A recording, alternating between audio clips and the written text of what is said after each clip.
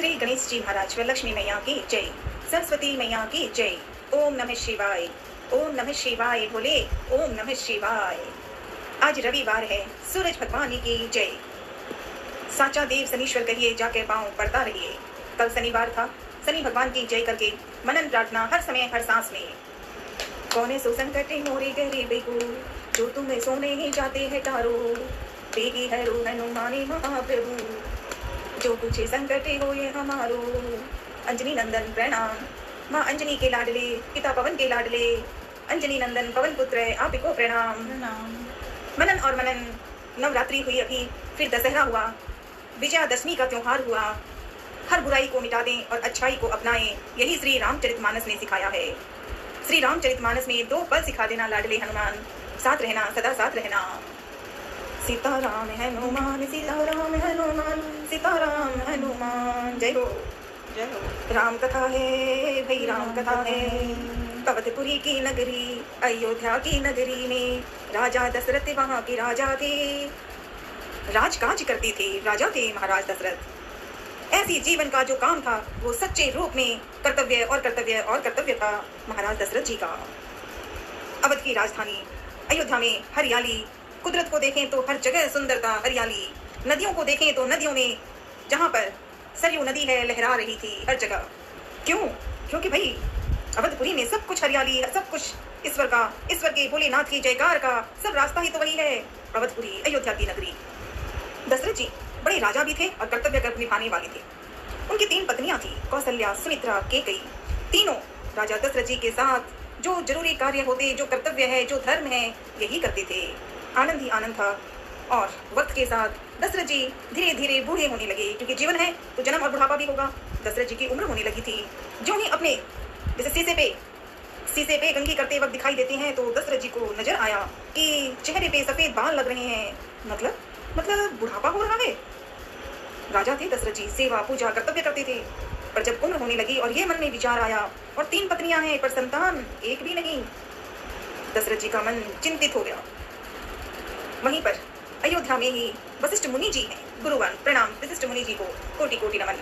दशरथ जी ने वशिष्ठ जी से अपनी बात कही और कह के बताया कि मेरी कोई संतान नहीं। वशिष्ठ जी ने बड़े अपने पूरे विश्वास के साथ कहा कि महाराज दशरथ जी, आप पुत्रेष्टि यज्ञ कीजिए, पुत्रेष्टि यज्ञ कीजिए। और दशरथ जी ने वही किया जो वशिष्ठ जी ने बताया, और आनंद ही आनंद आया। पुत्रेष्टि यज्ञ हुआ और 9 महीने बाद ही तीनों पत्नियां थी, कौशल्या के राम का जन्म हुआ। राम राम राम बधाई। सुमित्रा के 2 पुत्र हुए, भरत शत्रुघ्न, भरत शत्रुघ्न, भरत शत्रुघ्न बधाई। केकई के लाडले सुपुत्र भरत का जन्म हुआ, बधाई। आनंद उत्साह छा गया, पूरी नगरी में खुशियां ही खुशियां। भाई बात भी ऐसी ही थी। पहली कथा तो ये कि महाराज दशरथ खुद ऐसे सेवा करने वाले थे कि अवधपुरी की हर प्रजा में, हर नगरी में, हर खुशियों में सब तैयार थे। और दशरथ के भी 4 पुत्र हुए, पूरी अयोध्या में उत्साह ही उत्साह हो गया। बधाई हो लाला, बधाई हो। राजा के दशरथ जी के 4 पुत्र हैं, आपके राम लक्ष्मण भरत शत्रुघ्न। ढेरों बधाई लाडले हनुमान। फिर आपका जन्म होगा ना, इसीलिए आपको भी एडवांस बधाई देती हूँ, ठीक है लाला, हमेशा साथ रहना। तो 4 बच्चों का जन्म हुआ। उसके बाद शिक्षा दीक्षा गुरु की बातें वशिष्ठ जी ने अपने 4 पुत्रों को, दशरथ जी ने भी सेवा की, विद्या दी बच्चों को, और वशिष्ठ मुनि जी ने भी। फिर शुरुआत हुई, जब 14 वर्ष के आसपास हो जाते हैं तो उसके बाद विवाह की बातें। अभी विचार हुआ नहीं था, 16 वर्ष पूरे नहीं हुए थे, उससे पहले खाली विचार ही हो रहे थे कि अवधपुरी में ही, अयोध्या में ही विश्वामित्र जी आए। विश्वामित्र जी ने आकर आदर प्रेम सत्कार के साथ बातें हुई, रिश्ता प्यार से हुआ। अपना रिश्ता के गुरु है मुनि जी, जैसे वशिष्ठ जी हैं वैसे विश्वामित्र जी हैं। तो अब सब कुछ अच्छा हुआ। फिर विश्वामित्र जी ने बड़े प्रेम से कहा कि दशरथ जी को कि आपके बड़े बेटे राम को मेरे साथ भेजना चाहता हूँ, मुझे ले जाना है, यज्ञ करना है। दशरथ जी तो घबरा गए, लेकिन वशिष्ठ जी ने दशरथ जी को बताया, समझाया, प्रेम से भी कहा और कर्तव्य की बात भी कही। तो विश्वामित्र जी से राम और लक्ष्मण आगे बढ़े। चिंता भी थी दशरथ जी को, लेकिन कर्तव्य भी था, तो चले गए। जंगल पहुंचे विश्वामित्र जी दोनों भाइयों को लेकर, राम और लक्ष्मण को।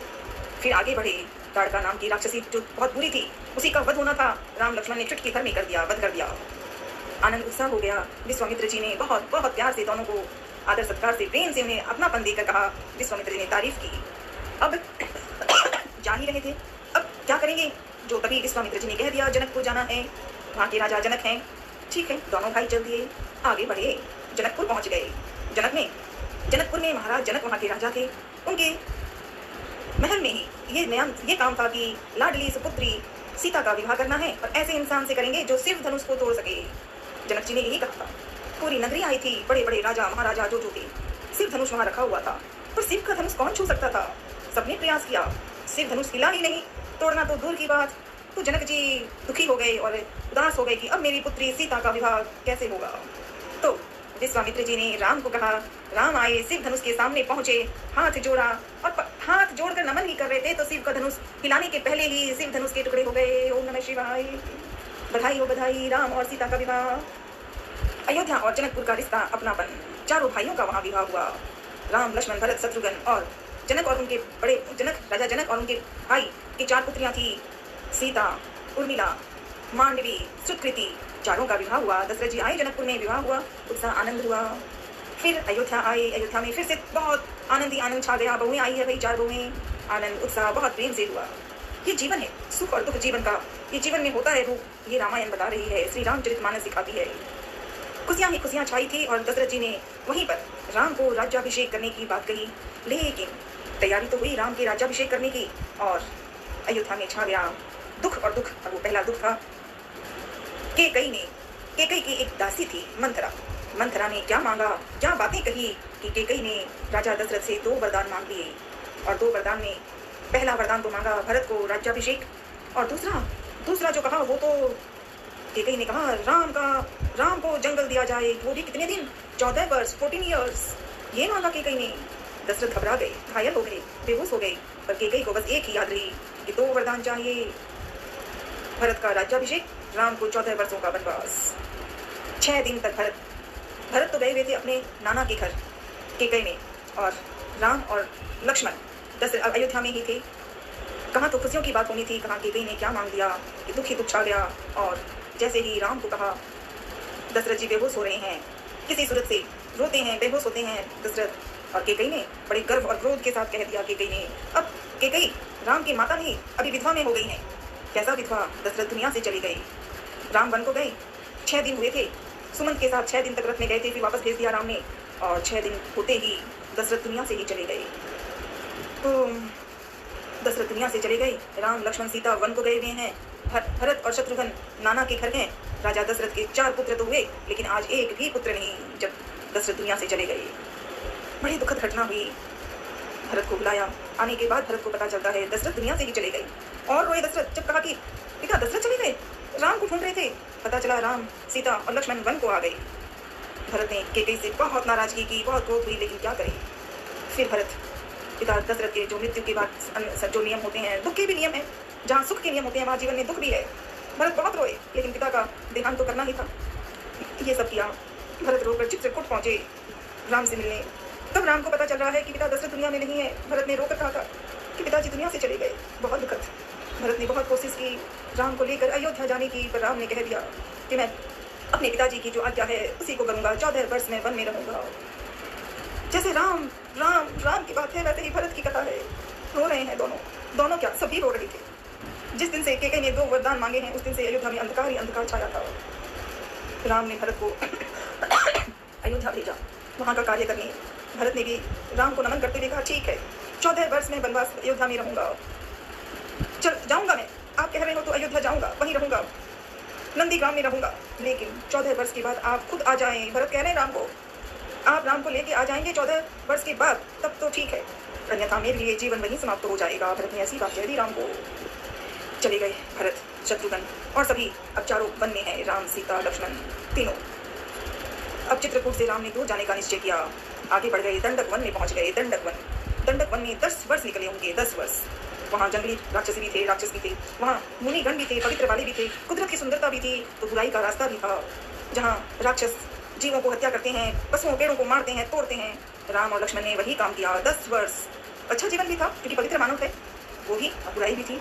यूं करके 10 वर्ष निकल गए। वो 10 वर्ष में दंडक वन में ही अगले जगह बदलते थे, तो रास्ते में एक पर्ण कुटीर बनाई थी। लक्ष्मण जैसे भाई की सेवा जितना नमन करें वो कम है। राम की सेवा हम कहते हैं तो राम के समान ही भरत, शत्रुघ्न सब एक साथ है। भोलेनाथ के रुद्र अवतार हनुमान, भोले के रुद्र अवतार हैं हनुमान जी, और श्री राम के दुलारे हैं हनुमान जी। सबका प्यार अपनापन था।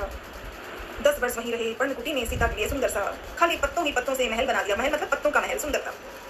अब ऐसे ही अच्छा दिन कट ही रहा था कि 10 वर्ष हो गए, अब तो जल्दी ही 14 हो जाएंगे। ऐसा विचार ही था कि एक दिन न जाने क्यों, जैसे पहले कैकेयी ने मान लिया कि भरत को राज्याभिषेक और राम को वनगमन, वैसे ही आज सीता के मन में गलत नहीं था। सीता प्रेम से ही कर रही थी। एक दिन कैसा दिखाई दिया कि सोने का हिरन दिखाई दिया। असल में वो सोने का हिरन कोई हिरन नहीं था, रावण था। लंका का राजा रावण, उसकी बहन शूर्पणखा थी। शूर्पणखा ने राक्षसी जीवन की थी, लेकिन मनुष्य को देखकर और राम और लक्ष्मण को देखकर तो वो और लालच में आ गई कि इन्हीं से विवाह करूं मैं। और उसी ने क्या किया, गलत ही गलत किया। और लक्ष्मण सीता की मदद करते ही थे, क्योंकि भाभी थी। भरत लक्ष्मण जैसे भाई नमन है। शूर्पणखा सीता को मारने आई तो लक्ष्मण ने उसके नाक कान काट दिए थे। और शूर्पणखा ने रावण को और भी अपने और भाइयों को, शूर्पणखा ने ऐसा किया कि जीवन में और कष्ट आ गया। रावण मारिश नाम का एक मारिश ने रावण ने मारिश को बुला कर लाया। सोने का हिरन बनकर रहा और सीता को लालच देकर प्रेम दिखाकर हिरन का पकड़ना चाहा। और नतीजा निकला क्या, मारिच खुद मारा गया, लेकिन तब सीता का रूप में हिरन बना हुआ था। और राम हिरन को ढूंढने आगे गए। लक्ष्मण पर्णकुटी में ही थे, लेकिन सीता ने जब लक्ष्मण को भेजा तो लक्ष्मण बहुत न चाहते हुए भी जाने लगा। तो चारों तरफ एक ऐसे पौधे से लाइन खींचती थी, लाइन रेखा खींचती थी लक्ष्मण ने, कि सीता उससे बाहर ना निकले। लेकिन रावण ने अपनी चालाकी से सीता को बाहर बुला लिया। और जैसे ही सीता बाहर निकली, पर्णकुटी की वो जो बनाई हुई जगह थी रेखा, उस रेखा से बाहर होते ही रावण लेकर चला गया सीता को। ये राम कथा है, यूं ही बदल जाती है भाई। जीवन में अच्छा बुरा होगा, रामचरितमानस को सच्चे मन से पढ़ें तो जीवन का सब कुछ समझ में आता है। फिर क्या होता, राम और लक्ष्मण सीता को ढूंढ रहे हैं, रो रहे हैं, चिंता कर रहे हैं। वक्त आगे ही आगे बढ़ते हैं, पर सीता कहीं नहीं मिली। वहीं पर जब रावण सीता को लेकर गए थे तो जटायु नाम के एक पक्षी भी थे, जो दशरथ के मित्र थे। जटायु ने बहुत कोशिश की, पर रावण ने उनके दोनों पंख काट दिए। जटायु के गिर पड़े, जटायु नीचे घायल हो गए। सीता भी बहुत रो रही थी, लेकिन रावण तो उसने तो सोच ही लिया था। राम और लक्ष्मण जब सीता को ढूंढ रहे थे तो जटायु दिखाई दिए घायल, पंख कटे हुए। और जटायु ने अपने शब्दों में कह दिया राम को, लक्ष्मण को, कि सीता को एक राक्षस रावण ले गया है। राक्षस, यही कहा। और कहने के बाद वो दुनिया से चले गए जटायु। आगे राम ने जटायु का अंतिम संस्कार किया, क्योंकि वो पिता के मित्र थे, और आगे ढूंढने लगे। और वहीं आती है श्री रामचरितमानस में सुंदरकांड से पहले हनुमान जी सुग्रीव के साथ रहते थे ऋषिमुख पर्वत में रहना था, क्योंकि सुग्रीव जो था उसके बड़े भाई बाली था, जो पहले भाई में अच्छा रिश्ता था, लेकिन गलत विचारों में, किसी बातों में भाई में झगड़ा हुआ। बाली ने सुग्रीव को मारना शुरू कर दिया। राम और सुग्रीव की रिश्ता हुआ। और राम और सुग्रीव से मिलने के लिए सबरी माँ ने नमन किया राम को। बरसों याद किया था सबरी, तब राम आए हैं। बधाई हो राम की, बधाई हो सबरी माँ की। सबरी माँ ने बता दिया कि सुग्रीव से मिलो। सीता को मुझे तो नहीं पता, पर वो ढूंढेंगे। और राम और लक्ष्मण से मिलने सुग्रीव ने भेजा कि देखो कौन है, कहीं मेरे बड़े भाई बाली को साथी हो तो मुझे बचना होगा। लेकिन परिचय लिया किसने भाई, लाडले हनुमान ने। दंडक वन में हनुमान सीधे नहीं आए हैं, अब आए हैं ऋषिमुख पर्वत में राम और लक्ष्मण से हनुमान जी से मित्रता हुई है। जामवंत के वचन सुहाए, सुनी हनुमंत हृदय अतिभाए। हनुमान जी आए, परिचय हुआ, बातें हुई। सुंदरकांड की शुरुआत ही होती है जामवंत के वचन सुहाए। हनुमान जी, राम जी और जो भी हैं, जितने जामवंत जी हैं, सुग्रीव हैं, और भी बहुत से लोग सब जो राम जी से लक्ष्मण जी से मिलकर एक साथ आ गए। लाडले हनुमान जी राम लक्ष्मण को लेकर सुग्रीव के घर तक आ गए। घर मतलब जिस जगह वो हैं, ऋषिमुख पर्वत में, प्यार से। और लाडले हनुमान जी की मित्रता अनमोल है। अभी भी एक पलक में वो बुराइयों को मिटा देते हैं, रावण जैसे बुराई को, और विभीषण जैसे भाई को, चाहे राक्षसी जीवन का है, पर हनुमान जी ने मित्रता कर ली है। राम का परिचय हनुमान जी से जब हुआ तो रिश्ता नया बन गया। और लंका में हनुमान पहुंच गए, सीता माँ को ढूंढ लिया। अशोक वाटिका में चले गए। अशोक वाटिका में सीता माँ से मिलकर पूरी खबर करके कह दिया कि माँ चिंता मत कीजिए, प्रभु राम आएंगे, आपको लेकर अयोध्या जाएंगे। ये हनुमान बता रहे हैं, लाडले हनुमान। लंका में हनुमान पहुंचे, लंका विजय की तैयारी हुई, सब कुछ हुआ, और रावण का वध हो गया था। फिर खत्म। नवरात्रि जब पढ़ते हैं तो उसके बाद ही दशहरा होता है। दशहरा मतलब सिर्फ रावण को मारने की बात नहीं, जो गलत करता है वही राक्षस है, वही रावण है। जो विभीषण जैसा भाई है, राक्षसी है पर पवित्र है, तो उसके लिए उसको नहीं मारा जाता। रावण, कुंभकर्ण और मेघनाथ को मारा जाता है दशहरे के दिन, क्योंकि बुराई को मिटाना है। तैयारी हुई, सभी प्राणी एक साथ रावण के मरने के बाद समय हो गया, जहाँ 14 वर्ष का पूरा, और सब खुश हो रहे थे, बुराई, रावण मारा गया। अभी सीता राम को एक ही चिंता है, 14 वर्ष पूरे हो गए, मेरे भाई भरत को हनुमान को कहते हैं राम जी कि जल्दी भरत के पास जाओ और भरत को कहो कि मैं आ रहा हूँ। आ गए, तैयारी हो गई। और वहीं पर अयोध्या में ही जहाँ भरत रहते थे, वहाँ आए राजा राम और तैयारी हुई, आनंद उत्साह हुआ। अयोध्या में अब नई खुशियाँ आई है। बड़े दिनों तक जिस दिन से 2 वरदान कैकेयी ने मांगे थे, ये दुख और दुख था, अब राम का राज्याभिषेक हो रहा है। जब बुराई को हम मिटा लेते हैं, रामायण भी पढ़नी है, माँ की जयकार भी करनी है, और ये भी याद रखना है कि बुराई का वध करना ही चाहिए, अच्छाई को कर निभाना चाहिए। आज यही राम कथा, ये राम कथा लाडले हनुमान कोटि कोटि नमन, यूं ही प्रेम भाव से दिखा देना। कौन है संकटी मोरी गरीबी को जो तुम्हें सोने ही जाते हैं तारो, भेगी है रो हनुमानी महाप्रभु, भेगी है रो हनुमानी महाप्रभु, जो कुछ संकट हो ये हमारो। ओम नमः शिवाय बोले, ओम नमः शिवाय, ओम नमः शिवाय बोले, ओम नमः शिवाय। हरे हरे महादेव।